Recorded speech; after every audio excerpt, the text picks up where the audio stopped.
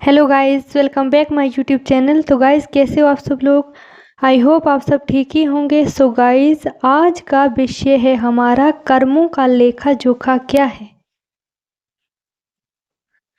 पूर्व जन्मों के कर्मों से ही हमें इस जीवन में माता पिता, भाई बहन, पति पत्नी, प्रेमी प्रेमिका, मित्र शत्रु, सगे संबंधी इत्यादि संसार के जितने भी रिश्ते नाते हैं सब मिलते हैं, क्योंकि इन सबको हमें या तो कुछ देना होता है या इनसे कुछ लेना होता है।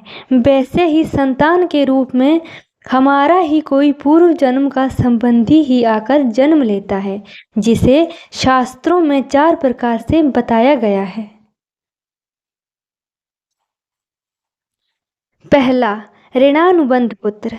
पूर्व जन्म का कोई ऐसा जीव जिससे आपने ऋण लिया हो या उसका किसी भी प्रकार से धन नष्ट किया हो, वह आपके घर में संतान बनकर जन्म लेगा और आपका धन बीमारी में या व्यर्थ के कार्यों में तब तक नष्ट करेगा जब तक उसका हिसाब पूरा नहीं हो जाता। दूसरा, शत्रु पुत्र। पूर्व जन्म का कोई दुश्मन आपसे बदला लेने के लिए आपके घर में संतान बनकर आएगा और बड़ा होने पर माता पिता से मारपीट, झगड़ा या उन्हें सारी जिंदगी किसी भी प्रकार का दुख देता और सताता ही रहेगा। हमेशा कड़वे बोल बोलकर उनकी बेइज्जती करेगा। वह उन्हें दुखी रखकर खुश होगा। तीसरा, उदासीन पुत्र। इस प्रकार की संतान ना तो माता पिता की सेवा करते हैं और ना ही कोई सुख देते हैं, बस उनको उनके हाल पर मरने के लिए छोड़ देते हैं और विवाह होने पर यह माता पिता से अलग हो जाते हैं। चौथा, सेवक पुत्र। पूर्व जन्म में यदि आपने किसी की खूब सेवा की है तो वह अपनी की हुई सेवा का ऋण उतारने के लिए आपका पुत्र या पुत्री बनकर आपके घर जन्म लेता है और आपकी सेवा करता है। जो बोया है वही तो काटोगे। अपने माँ बाप की सेवा की है तो ही आपकी औलाद बुढ़ापे में आपकी सेवा करेगी, वरना कोई पानी पिलाने वाला भी पास नहीं होगा।